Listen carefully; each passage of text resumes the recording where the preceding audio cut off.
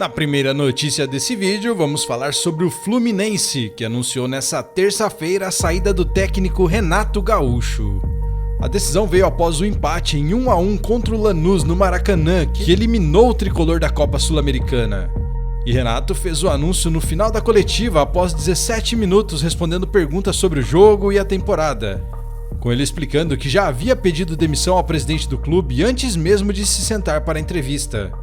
E segundo o treinador, a saída não tem relação com o desempenho no Campeonato Brasileiro ou na Copa do Brasil, onde a equipe ainda tem boas campanhas, mas sim para ele descansar a cabeça, diante da pressão e das críticas que tem recebido nas redes sociais. Durante a coletiva, Renato comentou sobre a pressão externa, dizendo que hoje em dia no futebol nada mais surpreende ele. E dentro e fora de campo, todo mundo é treinador, todo mundo opina nas redes sociais, algumas pessoas que não entendem nada de futebol. Dentro e fora de campo, todo mundo é treinador, todo mundo opina nas redes sociais e até algumas pessoas que não entendem nada sobre futebol gostam de dar uma de espertinhos. E quem paga o pato sempre é o treinador e o jogador. O técnico afirmou ainda que sempre procurou fazer o melhor pelo clube e destacou que sua saída não se deve a resultados ruins, com ele dizendo que se o Fluminense estivesse mal no Brasileiro, ele não estaria saindo. Mas como o Fluminense está bem, ele vai sair para descansar a cabeça e deixar alguns gênios de internet continuarem falando sobre futebol. Bom, com a saída de Renato, os auxiliares Alexandre Mendes e Marcelo Salles também deixam o clube. E inicialmente o auxiliar permanente Marcão assumirá de forma interina. E no próximo domingo o Fluminense enfrenta o Botafogo pelo Brasileirão no Maracanã, já com esse novo treinador. E falando um pouco sobre a trajetória de Renato Gaúcho no Fluminense, ele chegou ali em 3 de abril de 2025 e durante seu período no clube, comandou a equipe em 42 partidas, com 21 vitórias, 9 empates e 12 derrotas.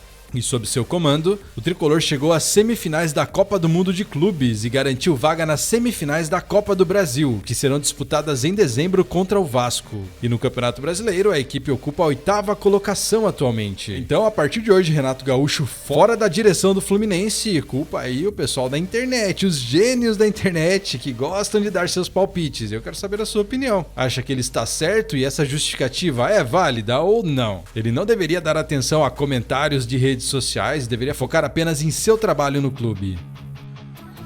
Na segunda notícia, vamos falar sobre uma novidade no Corinthians, que vai entrar em campo com roupa nova no clássico contra o Flamengo, nesse domingo às 8h30 da noite. Jogo esse válido pelo Campeonato Brasileiro e que será realizado na Neoquímica Arena. O clube estreia o seu terceiro uniforme dessa temporada, que chama atenção pelas cores, o preto e o laranja, inclusive no escudo. O design é inspirado na icônica coleção Total 90, lançada pela Nike nos anos 2000 e que marcou época com clubes como Barcelona e Chelsea. E a ideia é resgatar a identidade retrô, mas com uma pegada moderna, adaptada para a linha atual.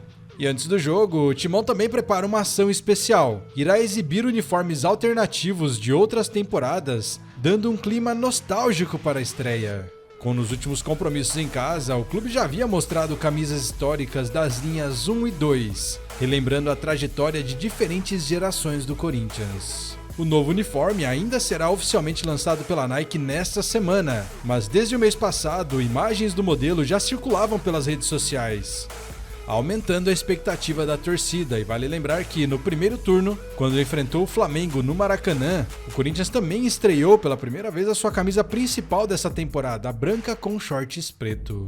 Na tabela do Brasileirão, o Timão aparece em 10º lugar com 29 pontos, enquanto o Flamengo lidera o campeonato com 51 pontos e ainda tem um jogo a menos. Então me conte aí nos comentários o que você achou desse novo manto do Timão, curtiu as cores? E qual atualmente você acha que é o uniforme mais bonito dessa temporada? E vamos falar agora sobre Libertadores da América, já que a hora da decisão chegou. E hoje, quarta-feira, Palmeiras e River Plate se enfrentam às 9h30 da noite no Allianz Parque, pela partida de volta das quartas de final da Libertadores.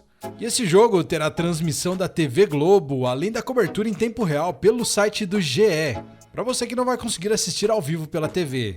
Lembrando que no primeiro duelo disputado na Argentina, o Verdão venceu por 2-1 e agora joga por um empate para garantir a vaga na semifinal. Já o River precisa vencer por um gol de diferença para levar a disputa para os pênaltis e vencer por mais de 2 gols para já definir sem depender das penalidades.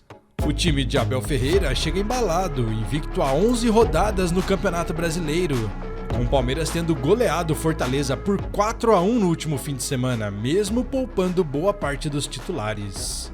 A grande dúvida da escalação está na lateral direita. Kelvin sofreu um trauma no pé no jogo de ida, mas agora avançou bastante na recuperação. E caso ele não possa começar jogando, Giai deve ser o titular. Então essa deve ser a escalação provável do Palmeiras para o jogo de hoje. Até me diz aí, você torcedor do Palmeiras, mudaria alguma coisa ou não? Acha que desse jeito está bom para esse jogo de volta? Bom, por outro lado, o River Plate viu sua sequência de 12 jogos sem perder acabar justamente contra o Palmeiras na semana passada. E no fim de semana, eles pouparam jogadores e foram derrotados pelo Tucumán no Campeonato Argentino. E para essa semana, Marcelo Gallardo terá a volta de Galopo, mas não conta com Driussi, que está lesionado, e além disso, ainda avalia mudanças táticas, podendo até colocar Quinteiro entre os 11 jogadores que iniciarão a partida. Então esse duelo de volta promete ser eletrizante, com duas das equipes mais pesadas da América em busca de mais uma semifinal de Libertadores. E eu quero saber de você, quem avança, Palmeiras ou River Plate? Quais suas apostas para esse jogo? E ainda falando sobre Libertadores, ainda temos informações sobre o São Paulo, que enfrenta o LDU às 19 horas dessa quinta-feira, também pela partida de volta das quartas de final, com a transmissão sendo exclusiva pelo streaming da Paramount. No jogo de ida lá em Quito, o tricolor saiu derrotado por 2-0 e agora precisa de uma grande atuação para reverter esse placar. E se vencer por 2 gols de diferença, leva a disputa para os pênaltis. Já uma vitória por 3 gols ou mais garante a classificação direta para a semifinal. O técnico Hernan Crespo chega pressionado após derrota por 1-0 para o Santos no fim de semana pelo Brasileirão, mas demonstrou confiança na coletiva, afirmando que acredita no poder da equipe, destacando que a chance de viver um momento histórico diante da torcida é única e eles farão de tudo para conseguir isso. A boa notícia para o torcedor é que Lucas Moura e Oscar podem voltar a ser relacionados, o que aumentaria as opções ofensivas do tricolor. A provável escalação tem Rafael no gol, Ferrarese, Arboleda e Alan Franco na defesa, Mailton ou Cedric, Marcos Antônio, Pablo Maia, Rodriguinho e Enzo Dias no meio-campo, Ferreira ou Rigoni e Luciano no ataque. Já a LDU, comandada por Thiago Nunes, deve manter praticamente o mesmo time do jogo de ida.